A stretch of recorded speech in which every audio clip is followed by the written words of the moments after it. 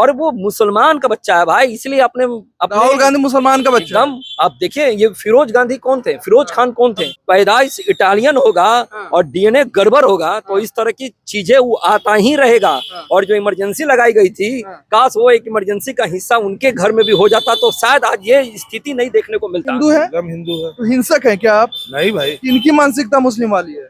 राहुल गांधी की अरे वो तो शुद्ध ब्राह्मण है, शुद्ध भारतीय है, जनेऊ पहनते हैं। सबको पता है सच्चाई की वो क्या है। चाहने निकले हैं ना, संविधान बचाने निकले राहुल गांधी। इसीलिए तो पेज में पता नहीं है कि कितना पन्ना है संविधान के अंदर। ले राहुल सकते हैं। गांधी को आप ब्राह्मण नहीं मानते हैं? वो है ही नहीं। वो बहुत बुद्धिमान आदमी है, इसीलिए लोग उनको पप्पू बोलता है। वैसी को आप हिंदू बोल रहे हैं? बिल्कुल वैसी के पूर्वज हिंदू है। बिल्कुल हिंदू है। चले जाए 5 फुट पीछे 7 फुट पीछे चले जाए, देखिए सारे लोग हिंदू आ जाएंगे जो इस देश के जितने मुसलमान हैं। नमस्कार, आप देख रहे हो ओपिनियन बिहार, मैं हूं आपके साथ शुभम कृष्णा। देखिए राहुल गांधी जिस संविधान बचाव कर करके जो है वो लोकसभा में पहुंचे हैं, 50 के आसपास से उनकी सीटें जो है 99 तक पहुंची है। अब वो संवैधानिक पद पे बैठकर कहते हैं कि जो भी अपने आप को हिंदू बोलते हैं वो हिंसक होते हैं। तो तमाम हिंदू युवा हमारे साथ हैं, इनसे बातचीत करेंगे और समझेंगे कि क्या सच में जो हिंदू बोलते हैं अपने आप को वो हिंसक होते हैं। क्या नाम है सर आपका? गुड्डू नाम है हमारा। आप अपने आप को हिंदू बोलते हैं, हिंदू है एकदम हिंदू है। तो हिंसक है क्या आप? नहीं भाई, राहुल गांधी कह रहे हैं विपक्ष के सबसे बड़े नेता है, नेता प्रतिपक्ष है। वो बहुत बुद्धिमान आदमी है, इसीलिए लोग उनको पप्पू बोलता है। अच्छा, बुद्धिमान को पप्पू बोला जाता है? हाँ जी, हमारे हिंदू समाज में उसको पप्पू बोला जाता है, हाँ, क्योंकि पप्पू सबसे ज्यादा बुद्धिमान होता वो है। तो माननीय सांसद है ना सर। अरे सांसद क्या भैया, 99 आ गया तो सोच रहा कि धरती पर हम सबसे बड़ा हो गया। हाँ, हिंदू को गाली दे रहा और क्या। हिंदू उनको वोट नहीं किया होगा क्या? एकदम किया है। हाँ, उसके बावजूद क्या लगता है क्यों ऐसे बोलते हैं वो? बोलते रहते हैं, उनका आदत है बोलने का, हाँ, वो अपना बोलते रहते हैं। ठीक है। क्या नाम है सर आपका? मेरा नाम राहुल आनंद है। हिंदू है, हिंदू बोलते हैं अपने आप को? देखिए मैं तो हिंदू हूँ और सनातन की बात करता हूँ, और जो हिंदू धर्म की जो ताकत है उसके बारे में शायद राहुल गांधी जी अभी अवेयर नहीं है। जो राहुल गांधी जी कह रहे थे कि हिंदू जो सनातन है, जो हिंदू धर्म है वो सत्य पे आधारित है, तो ये एक चीज अंडरलाइन करने वाली बात है कि वो व्यक्ति जब किसी बातों को बोलता है तो पता नहीं वो कुछ एक्सरसाइज भी करता है या नहीं, बोलने से पहले वो कुछ भी बोल जाता है। कहता है कि हिंदू धर्म सत्यता का बोध कराता है, तो राम जी को उनके जगह को दिलाने में कांग्रेस के ऊपर आंख पे पट्टी बंद गई थी क्या? जो उस सत्य को मान नहीं पा रहे थे, राम जी के ओरिजिन को नहीं मान पा रहे थे, राम जी के वास्तविकता स्थान को नहीं मान पा रहे थे, और इनके लोग मुसलमानों को खुश करने के लिए, मुसलमानों को खुश करने के लिए कि who is Ram, Ram is an imaginary word का एक पेटिशन डाला था इनके द्वारा। तो ये इस तरह की बेवकूफियत जो है ना ये करते रहेंगे और हमारे देश का जो मान सम्मान है ना वो गिराते रहेंगे और धूल में मिलाते रहेंगे। आप कह रहे हैं कि वो बेवकूफियत करते हैं? 110% विपक्ष के सबसे बड़े नेता को आप इस प्रकार बोल रहे हैं? देखिए क्या है कि जिस संविधान के प्रति वो लहराते हैं और जिस संविधान के बारे में वो कहते हैं वो संविधान में लिखा गया था, और बाबा भीमराव अम्बेडकर ने कहा भी था कि इस देश में राजा का बेटा राजा नहीं बनेगा, राजा वही बनेगा जो राज्य करने योग्य बनेगा। आमतौर पे इस व्यक्ति को यही पता नहीं है, आमतौर पे इस व्यक्ति को यही पता नहीं है कि देश चाहता क्या है, देश का इमोशंस क्या है। केवल हिंदू मुसलमान हिंदुओं को टारगेट करना है, और बाबा शिव की, भगवान शिव की जो तस्वीर वो लहरा रहे थे, इससे बड़ा बेवकूफियत का निशानी और क्या हो सकता है। जब अनुराग ठाकुर जी ने उनसे पूछा कि संविधान में कितने प्रति होते हैं, इसी से अंदाजा लगा लीजिए कि जो संविधान को कलंकित करते होंगे, जो संविधान को रोज बेचता है, सुबह उठता है रात को सोता है तो यही सोचकर तो सोता है। बचाने निकले हैं ना, संविधान बचाने निकले राहुल गांधी। इसीलिए तो पेज में पता नहीं है कि कितना पन्ना है संविधान के अंदर। देखिए जब दिमाग हिंदुस्तानी होगा ना तब ही दिल जुड़ेगा। जब पैदाइश इटालियन होगा और डीएनए गड़बड़ होगा तो इस तरह की चीजें वो आता ही रहेगा। और जो इमरजेंसी लगाई गई थी, काश वो एक इमरजेंसी का हिस्सा उनके घर में भी हो जाता तो शायद आज ये स्थिति नहीं देखने को मिलता।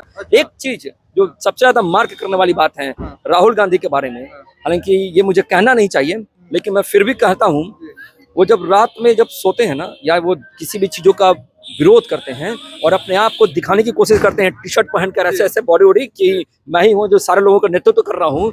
जो लोग उनके साथ बैठे हैं वो लोग भी जानते हैं क्या हो रहा है, लेकिन फिर भी पता नहीं क्यों जब किसी संतलन का राजा बेवकूफ होगा तो उसकी प्रजा कैसी होगी, इसका परिचय वो सदन में बैठ कर देते हैं। आप उनको इटालियन बोल रहे हैं और वो अपने आप को शुद्ध भारतीय बताते हैं, जनेऊधारी ब्राह्मण है ना वो। अच्छा, जनेऊ कैसे पहना जाता है? जनेऊ टी शर्ट के ऊपर से पहना जाता है कि जनेऊ अंदर में पहना जाता है? जिस व्यक्ति को हाथ जोड़ने ठीक से नहीं आता है मंदिर में, जो ये कहता हो कि मंदिरों में लड़के जाते हैं लड़कियों को छेड़ने के लिए, उसकी आप क्या मानसिकता का परिचय ले तो सकते राहुल हैं? गांधी को आप ब्राह्मण नहीं मानते हैं? वो है ही नहीं। आप उसके खानदान पे जाइए ना, हाँ। आप देखिए कि उसकी, अच्छा हिंदू धर्म में आमतौर पे अगर मैं जिस किसी जाति से आता हूँ और किसी दूसरी जाति की लड़की से शादी कर लेता हूँ तो वो ओरिजिन जो आएगा वो कहाँ से आएगा?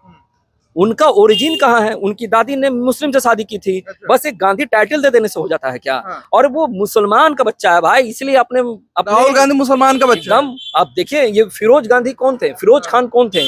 फिरोज खान से कौन जन्म लिया? और जब फिरोज गांधी मुसलमान थे तो फिर राहुल गांधी के पिता राजीव गांधी वो हिंदू कैसे हो सकते हैं?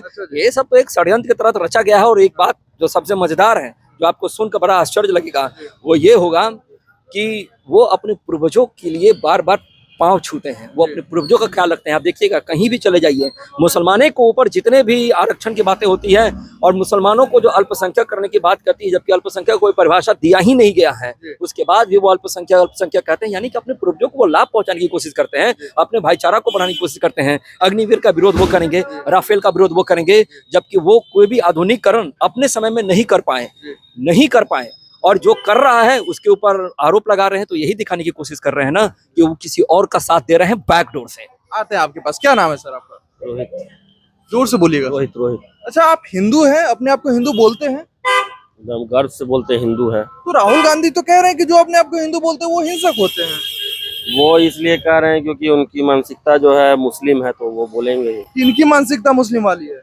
राहुल गांधी की। अरे वो तो शुद्ध ब्राह्मण है, शुद्ध भारतीय है, जनेऊ पहनते हैं। सबको पता है सच्चाई की वो क्या है। वो खाली बरगला रहे हैं जनता को, और कुछ नहीं।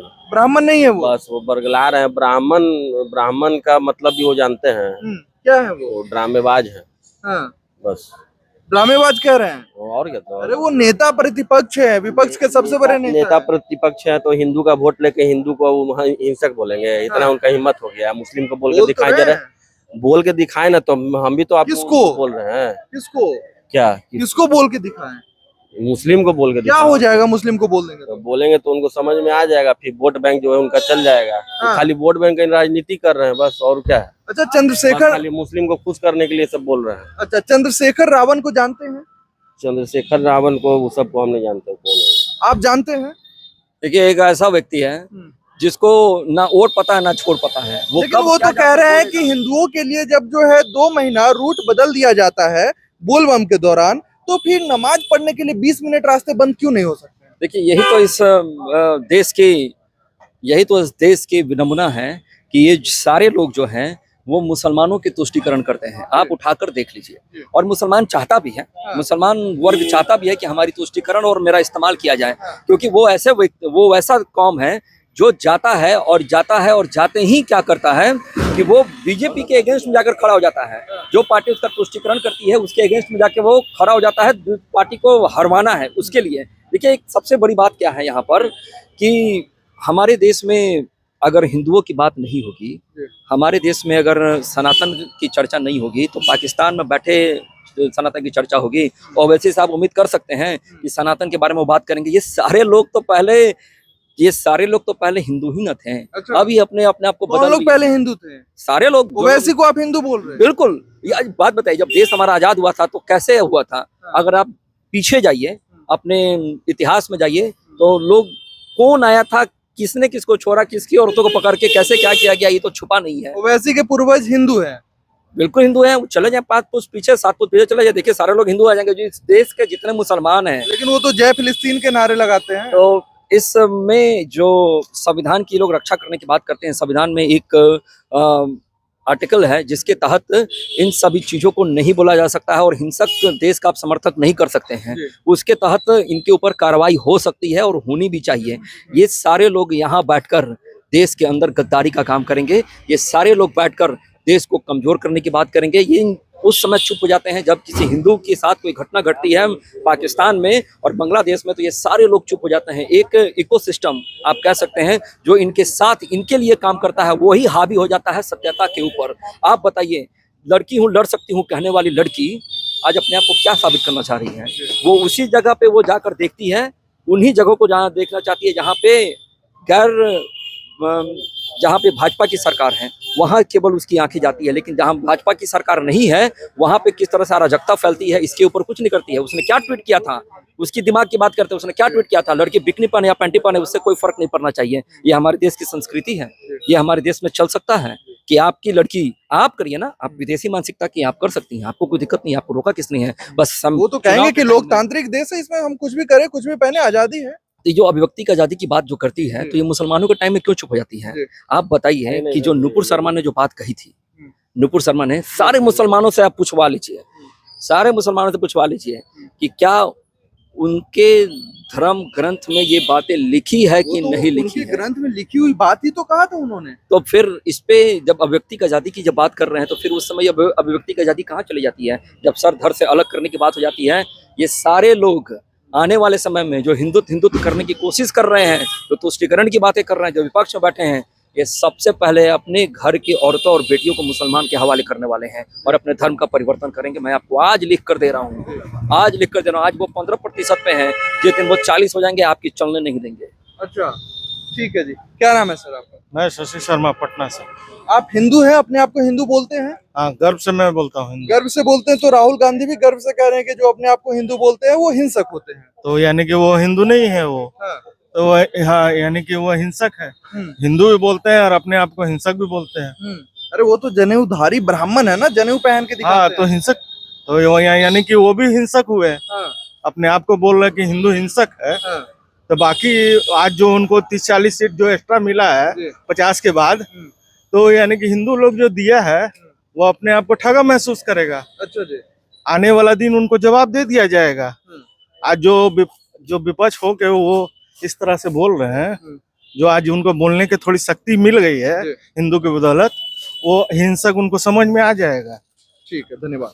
तो इन तमाम मुद्दों पे आप क्या कुछ सोचते हैं, कमेंट में अपनी प्रतिक्रिया जरूर रखें। बहुत बहुत धन्यवाद आपका।